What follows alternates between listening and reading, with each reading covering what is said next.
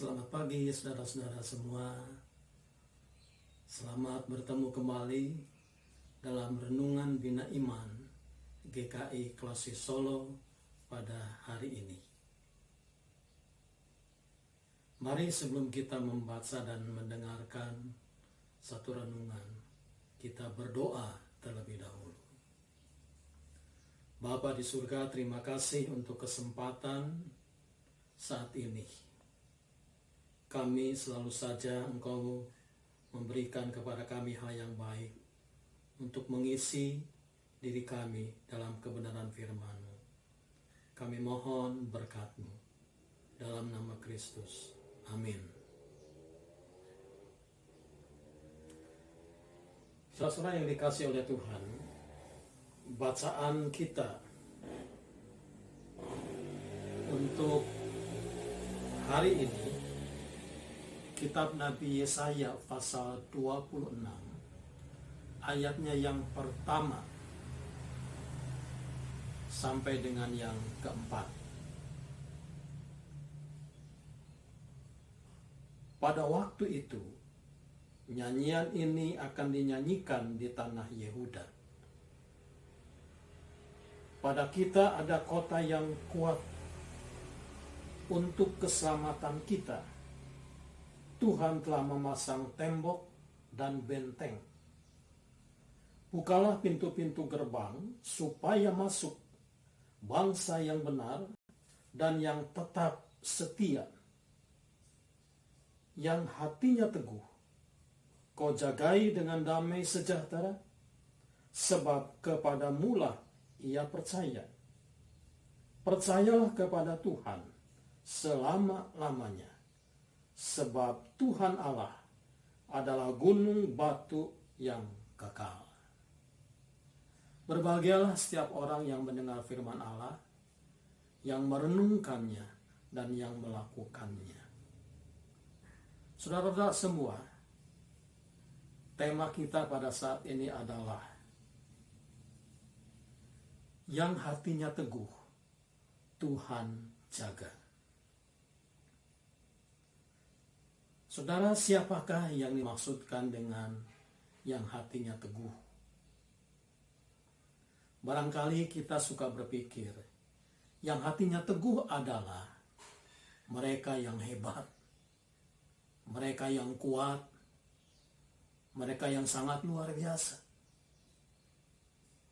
Tetapi kalau kita melihat perikop di dalam bacaan kita, justru mau mengatakan kepada kita, yang hatinya teguh itu ternyata adalah orang yang sedang berada dalam pergumulan. Kerajaan Israel bagian selatan, yaitu Yehuda, mengalami hal yang sangat menyesakan sebab tindakan kerajaan Asyur. Nah, bangsa Israel selatan ini sungguh-sungguh mengalami satu suasana yang tidak menyenangkan. Tetapi mereka mencoba dalam pergumulannya itu untuk tetap setia dan percaya kepada Tuhan. Dan itulah yang dinyatakan sebagai bangsa yang hatinya teguh. Jadi saudara-saudara, orang yang teguh hatinya sebenarnya adalah orang yang tetap percaya kepada Tuhan, walaupun dalam situasi yang tidak menyenangkan, dalam situasi yang tidak aman, tidak nyaman. Karena itu Bapak Ibu yang dikasih oleh Tuhan, orang yang hatinya teguh sebenarnya adalah orang yang sungguh-sungguh berada dalam pergumulan yang berat, tetapi tetap berusaha mempercayai Tuhan, tetap berharap kepada Tuhan. Karena itu, hati yang teguh sebenarnya adalah yang didapat lewat proses, yang didapat lewat keteguhan, lewat keinginan untuk tetap percaya kepada Tuhan. Dalam hidup ini, memang seringkali kita tergoda untuk tidak memilih sikap tetap setia kepada Tuhan. Bayangkan saja mungkin atau bandingkan dengan situasi akhir-akhir ini di sekitar kita. Ketika wabah corona melanda, kita harus menjaga jarak. Itu bukan hal yang mudah. Ketika toko-toko mulai ada yang tidak boleh buka, ketika para karyawan harus dirumahkan dan sebagainya. Di sana pasti terjadi berbagai pergumulan dan pergumulan. Lalu apa yang harus kita lakukan?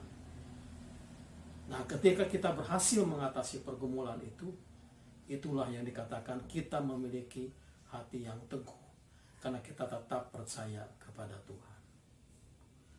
Orang yang hatinya teguh adalah orang yang sebenarnya memerlukan Tuhan karena lemah, karena tidak berdaya. Nah, lalu saudara-saudara, apa yang Tuhan lakukan kepada orang yang hatinya teguh ini? Menarik nats kita dalam ayat yang ketiga dikatakan, yang hatinya teguh kau jagai dengan damai sejahtera.